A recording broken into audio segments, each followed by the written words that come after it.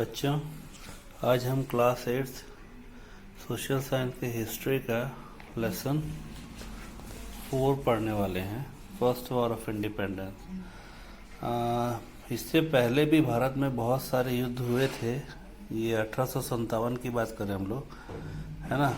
बहुत सारे युद्ध हुए, लेकिन वो युद्ध जो थे वो एक या दो राजा आपस में मिलकर कर रहे थे अंग्रेजों के खिलाफ, अपने अपने राज्यों को बचाने के लिए। तो वो टोटल इंडिया का एक संगठित प्रयास नहीं था। ये पहला ऐसा युद्ध था जब संगठित प्रयास हुआ, इसलिए इसको फर्स्ट वॉर ऑफ इंडिपेंडेंस कहा जाता है। ये 1857 या 1857 की बात है। अब ये आज हम इस लेसन में समझने की कोशिश करेंगे कि ये युद्ध क्यों हुआ, इसमें कौन कौन शामिल था और इतने सारे राज्य मिलकर इसको आखिर कैसे कर पाए, है ना। तो इसमें देखिए, ये इलाका जो दिख रहा है आपको, ये इलाके में ये देखिए इंडिया इन 1857 नक्शा है ये। तो इसमें जो आपको जो लाइन वाला जो इलाका दिख रहा है, जितना भी लाइन से घिरा हुआ इलाका है, कुछ प्लेन इलाका है। तो जो लाइन से घिरा हुआ इलाका है वो सारा 1857 में अंग्रेजों के कब्जे में आ चुका था। और जो प्लेन इलाका दिख रहा है, ये इलाके उस समय भारत के अपने राजाओं के अंडर में थे। उस समय ये ब्रिटिश राज के उसमें नहीं आए थे, ठीक है। तो इस नक्शे से हम समझ सकते हैं। अब देखिए कि इसमें आखिर इस युद्ध में हुआ क्या। तो इसमें जो मेन इसके रीजंस थे, उसमें एक था डलहौजी। एक डलहौजी नाम का इनका वो था सेना नायक था डलहौजी। ये जब लीडर बना तो इसने एक पॉलिसी बनाई जिसके तहत यदि किसी राजा की अपनी संतान नहीं होती तो वो किसी भी बच्चे को अडॉप्ट करके अपने जगह वो अपना वारिस घोषित कर नहीं सकता था। ये जो पॉलिसी थी, इससे बहुत सारे राज्य जो है वो अपने आप अंग्रेजों के राजा में मिल जाने वाले थे, क्योंकि उनके जो राजा थे वो जैसे ही ख़त्म होते तो उसके बाद उनका कोई वारिस नहीं होता, तो वो क्या होता, सीधा सीधा उनके राज्य में मिल गए आते हैं ना, अंग्रेजों के राज्य में। तो ये कंडीशन था दो जगह, आपका झांसी है ना, झांसी में, और पेशवा बाजीराव, ठीक है। तो उसमें नाना साहब पेशवा जो थे उनको भी ये हक नहीं मिलने वाला था।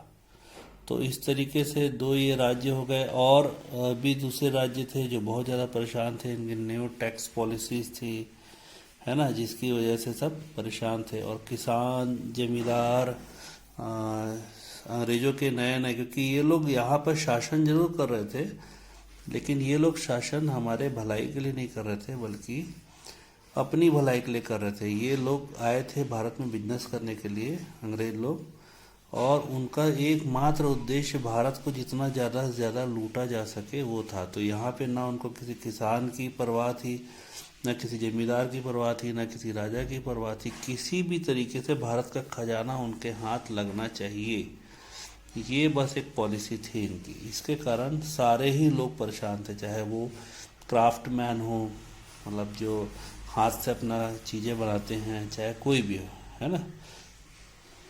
तो पहला जो है worst condition of farmers and craftmans. देखो यहाँ पर भारत में सिंचाई की बहुत अच्छी व्यवस्था नहीं थी उस दौरान। तो आमतौर पर जो सिंचाई थी वो सिर्फ और सिर्फ बरसात के पानी से हुआ करती थी। तो कभी कभी बरसात होती थी, कभी नहीं होती, तो कभी सूखा पड़ जाता था। लेकिन ये लोग किसी भी तरीके से किसानों का जो टैक्स था, लगान था, उसे माफ़ नहीं करते थे। और वो लोग क्या करते थे कि आपका फसल हो चाहे मत हो, आपको लगान देना ही है, इस तरीके की पॉलिसी, क्योंकि इनको पैसा चाहिए था। तो ये इससे बहुत ज़्यादा फार्मर्स भी और यहाँ के क्राफ्टमैन भी जो हथकरघा वाले जो हाथ से चीज़ें बनाने वाले लोग थे, वो लोग भी परेशान हो गए थे, क्योंकि उनको भी पैसा देना ही पड़ता था।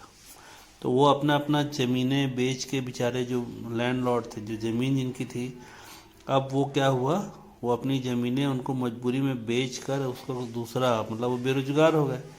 अब उनको दूसरे काम को देखना पड़ा या कहीं नौकरी करनी पड़ती। तो इस तरीके से उनकी हालत ख़राब थी, है ना। Negligence in service to Indian population and soldiers, मतलब सर्विसेज में आपका नेग्लिजियंस होना। भारत के जो लोग भी इनके ब्रिटिश गवर्नमेंट में काम किया करते थे, उन लोगों के खिलाफ बहुत ज़्यादा नेग्लिजियंस होता था। उनकी इज्जत नहीं थी, सोल्जर्स की इज्जत नहीं थी, है ना। उनको अपने साथ वाले रैंक के जो लोग थे उनसे कम पेमेंट रकम मिलता था, उनको कम सुविधाएं मिलती थी, ठीक है। Opposition of social and religious reforms, मतलब कुछ सोशल एंड रिलीजियस रिफॉर्म्स किए जाते थे। हालांकि इसको कुछ मायने में अच्छा माना जाता था, क्योंकि कुछ समाज की कुरीतियों को ख़त्म कर देते, जैसे कि बच्चे को, लड़की जो छोटी पैदा होती थी उसे मार देने का एक रिवाज, प्रथा था, है ना।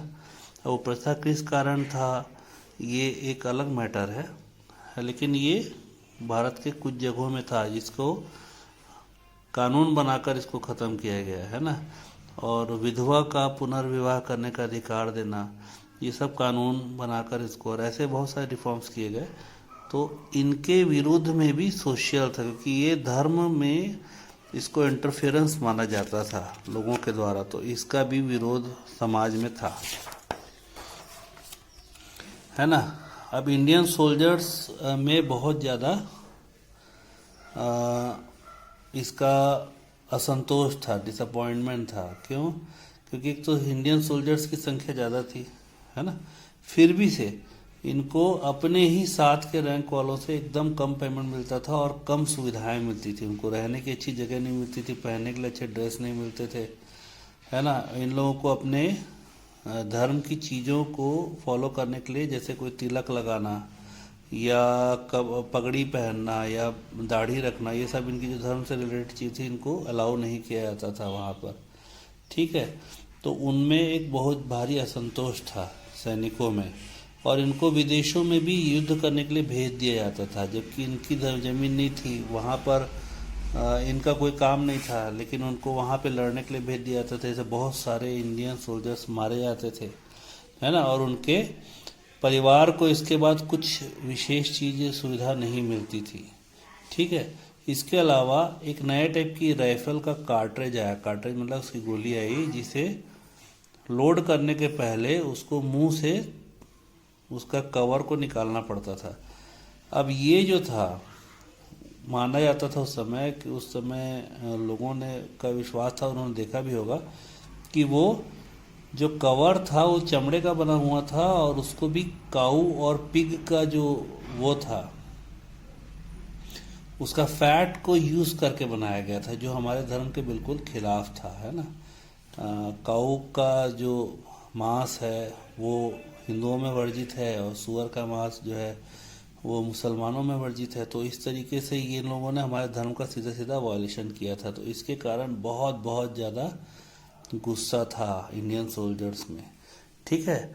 उसके बाद क्या है, यही जो घटना है मेरठ में जो हुई है ना, कलकत्ता के पास है एक जगह, वहाँ बैरकपुर, ये 1857-29 मार्च की घटना है। इसमें एक मंगल नाम पांडे नाम के एक सोल्जर ने रिफ्यूज़ कर दिया था उस कार्ट्रिज को अपने मुंह से खोलने के लिए, कि वो नहीं खोलेगा, इससे उनका धर्म भ्रष्ट होता है। तो उसको गिरफ्तार करने के लिए आदेश दे दिया गया था। तो वो बहुत ज़्यादा स्वाभिमानी व्यक्ति था। उसने गुस्से में आके मंगल पांडे ने एक ऑफिसर, ह्यूनसन नाम था उसका, उसको गोली मार दी, ठीक है। और बाकी जो अंग्रेजी लोग थे उन लोगों को भी उन्होंने पकड़ के मार दिया। इस तरीके से इन्होंने विद्रोह किया। और ये इन्होंने क्या किया कि अपने जो वहाँ के अंग्रेज लोगों ने जो इंडियन सोल्जर्स को बंदी बना के रखा था किसी किसी कारण से, उसको सबको छोड़ दिया और उन्होंने विद्रोह कर दिया। ठीक है, और ये आग की तरह फैल गई और बहुत सारे ब्रिटिश में जो इंडियन लोग थे वो लोगों ने अलग अलग जगह इसमें विरोध में वो शामिल हो गए, क्योंकि सभी को वैसे ही कंडीशंस भुगतनी पड़ रही थी। तो इससे क्या हुआ, इनकी मिलिट्री में फूट पड़ गई और अंग्रेज लोग डर गए, क्योंकि इनकी संख्या बहुत कम थी, है ना। लेकिन इसके बाद भी इस विद्रोह को क्या किया गया, क्योंकि इनका भनक पहले ही लग गया था अंग्रेजों को, तो वो लोगों ने इनको दबा दिया और इन सैनिकों को जिन्होंने विद्रोह किया था उनको मार दिया गया। अब ये जो प्रोटेस्ट हुआ उसमें शामिल कौन कौन से राजा थे, है ना। ये उत्तर प्रदेश, मध्य प्रदेश, बिहार, झारखंड, छत्तीसगढ़, दिल्ली, ये सब स्टेट्स इसमें मिले हुए थे, है ना। और इन्होंने अपना सेंट्रल लीडरशिप दिल्ली के बहादुर शाह जफर को इन्होंने अपना सेंट्रल लीडरशिप की, भाई आपके लीडरशिप में हम इस युद्ध को लड़ेंगे। ठीक है, तो इसके और बाकी इसके साथ में आपके किसान, है ना, और बहुत सारे लोग इसमें, जनरल पब्लिक भी इस विद्रोह में शामिल हुई। तो इसका स्केल बहुत बड़ा था। ठीक है, इसमें लीडरशिप जो विरोध कर रहे थे इसमें कौन कौन से थे, तो इसमें कौन थे, बहादुर शाह जफर जो दिल्ली से थे। ठीक है, बखत खान नाम था, यो आपका इनका बख्त खान बोलते हैं इसको, है ना। ये बहादुर शाह जफर का सेनापति था और ये उनकी तरफ से, क्योंकि बहादुर शाह जफर स्वयं उम्र दराज होने के कारण युद्ध नहीं कर सकते थे, तो उनकी तरफ से ये युद्ध करने के लिए। बेगम हजरत महल अवध लखनऊ से। ठीक है, तात्या टोपे कानपुर से, रानी लक्ष्मीबाई झांसी से, कुंवर सिंह बिहार से, अहमदुल्ला जो है रोहेलखंड से। ठीक है, इसके अलावा छत्तीसगढ़ से हनुमान सिंह और वीर नारायण सिंह नाम के दो यहाँ के वीर योद्धा थे, उन्होंने भी इसमें पार्टिसिपेट किया। द प्रोटेस्ट वॉज डिवास्टेटिंग, ये बहुत खतरनाक प्रोटेस्ट था। ये है रानी लक्ष्मीबाई, ठीक है, जिनको हम लोग एक मूवी में भी देख चुके हैं, और इनके किस्से, कहानियाँ और कविताएं हम पढ़ते रहते हैं। ठीक है, अभी छत्तीसगढ़ में जो रिवोल्ट हुआ, ये जो रिवोल्ट था ये क्या हुआ, कॉमन पब्लिक भी इसमें शामिल थी, और इस रिवोल्ट में अनफॉर्चुनेटली रानी झांसी मारी गई थी, है ना। अब छत्तीसगढ़ में जो रिवोल्ट हुआ, वीर नारायण सिंह जो इनके मुख्य वो थे, वो एक जमींदार थे, वो पब्लिक के बीच में बहुत फेमस थे। वो क्या, लोगों की मदद किया करते थे। जब यहाँ पर सूखा या बाढ़ जैसी स्थिति आती थी तो लोगों की मदद किया करते थे। अब वो उससे क्या है, भूखमरी आ जाती थी, लोग मरने लगते थे, है ना। तो वो क्या करते थे कि जो व्यापारी लोग, जो अंग्रेजों के व्यापारी थे बेसिकली, वो लोग ने क्या किया, अपने गोडाउनों में अनाज भर के रखते थे और वो कॉमन पब्लिक को महंगे दामों में बेचते थे। तो ये इसको क्या, वीर नारायण सिंह ने उनको क्या किया गया, वहाँ से वो गोडाउन को खाली करवाया और उसको कॉमन पब्लिक में बांट दिया उस अनाज को। तो इसकी जब कंप्लेन किया गया वीर नारायण सिंह का ब्रिटिश रूलर्स को, तो ये उनको अरेस्ट कर लिया गया और रायपुर के सेल जेल में डाल दिया गया है ना, 1857 में। जबकि वो वहाँ से भाग भी गए, और भागने के बाद उन्होंने 500 किसानों को लेकर एक अपनी सेना बनाई और अंग्रेजों के खिलाफ उन्होंने युद्ध लड़ा, है ना।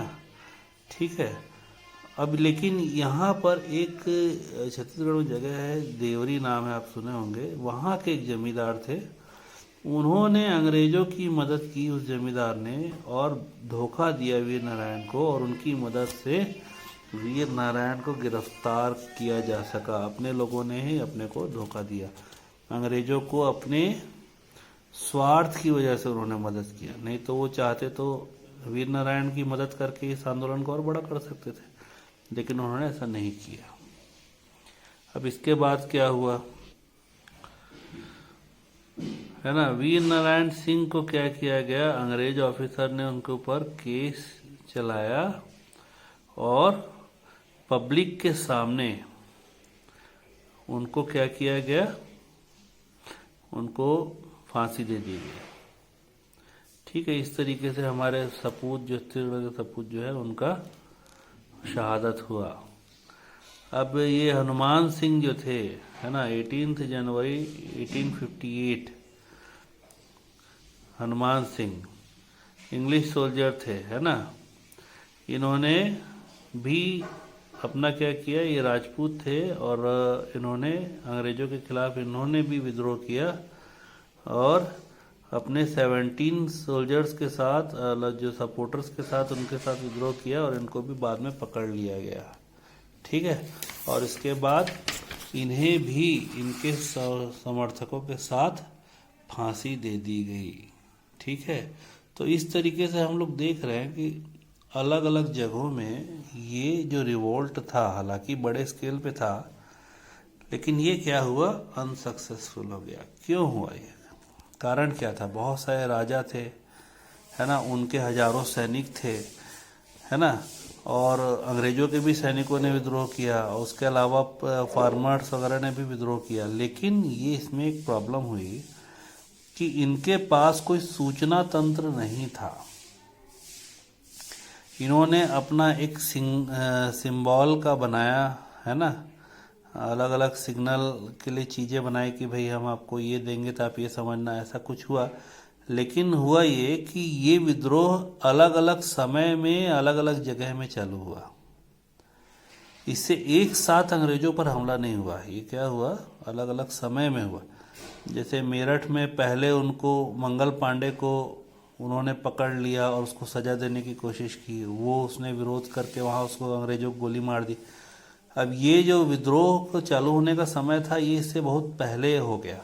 तो यहाँ पे सैनिकों में जो विद्रोह था वो पहले हो गया, तो सैनिक विद्रोह को उन लोगों ने दबाया। अब वहाँ की खबर बाद में झांसी पहुँची, है ना, कानपुर पहुँची, तब वहाँ पे विद्रोह उन्होंने चालू किया। तो अलग अलग जगहों में अलग अलग समय में हुआ। इसके कारण अंग्रेजों को अपनी पूरी ताकत बांटनी नहीं पड़ी, वो अलग अलग जगहों पे उसको दबाने में इसलिए कामयाब हुए। यदि ये विद्रोह एक साथ सब जगह जो डिसाइडेड टाइम था उसमें चालू होता तो शायद ये विद्रोह उस समय सफल हो जाता है ना। इसके बाद 1858 का एक एक्ट अंग्रेज सरकार ने लाया, क्वीन विक्टोरिया, है ना, 1 नवंबर 1858 को उन्होंने डिक्लेयर किया। ये एक्ट था आपका कि ब्रिटिश पार्लियामेंट इसने डिक्लेयर किया और ये था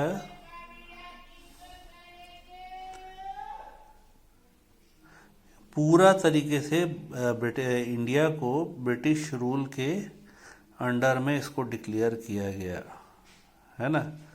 और उन्होंने अपना इसमें क्या किया, कंपनी जो पहले कंपनी के उसमें चल रहा था, जो ईस्ट इंडिया कंपनी थी, वो हट के अब ये सारा कुछ ब्रिटिश गवर्नमेंट के अंडर में आ गया इस एक्ट के कारण।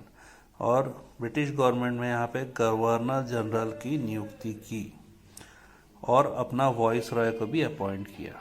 ठीक है, तो ये थी आपकी 1857 के रिवोल्ट की जो कहानी थी, जो हमारे देश को आज़ाद करने के लिए लड़ी गई थी।